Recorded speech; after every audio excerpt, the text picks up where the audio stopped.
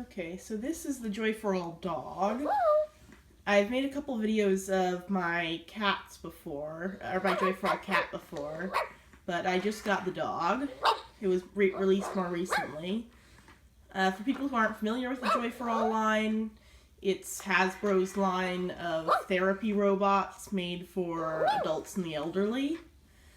So, and while they are meant to be therapy robots, they're still not on, they're still at a more affordable budget than a lot of professional therapy robots, because these ones are a little more, they're a little more like sort of souped up for real friends. They're around $100, but you can find used ones for cheaper.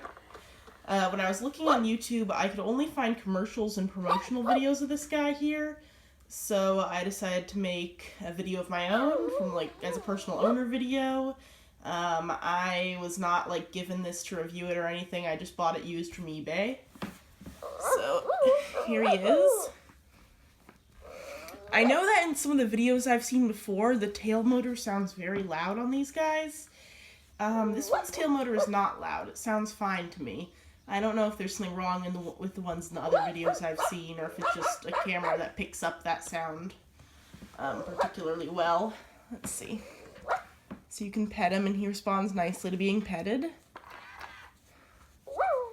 You can scritch his cheeks and he'll usually turn toward your hand then. If you hold down on his back, I don't know if you can hear that, but he makes a heartbeat sound, and you can feel it with your hand and hear it if you're sitting close to him.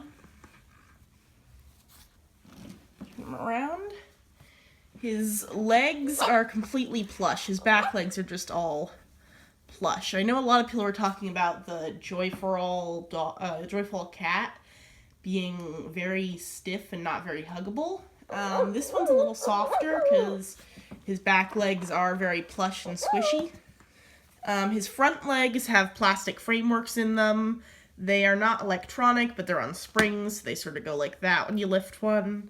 But you can, if you want, get him into a lying down position like this. Whichever way you want him, he can do both. The only motors in him are that he can turn his head side to side, he can open his mouth, he can blink, and then he can wag his tail, and that's it. He sort of tries to mimic you and barks when you talk around him. If he's in a quiet environment, he will not bark much. You can put your finger in his mouth, and sometimes he licks your finger if you put it in his mouth. The barks are not super realistic, but I mean, they're about as bad or good as the meows of the Joy for All cat. The retail price of the dog, I think, is $20 more than the cat. But I just bought this one used for about a bit, pretty cheap, so you can find them usually on eBay too if Amazon is too pricey.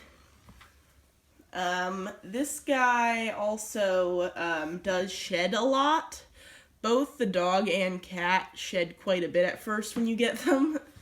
It's pretty silly for a robot dog and cat to shed, but I don't know, whatever the hair or whatever the synthetic fur they use on these guys is, it sheds a lot. I do know from experience with my Joy for All cat that the shedding dies down a lot after some use. This guy, while I bought him used, he'd only been played with once before, so he still has a bit of shedding to do. But that will get better with time.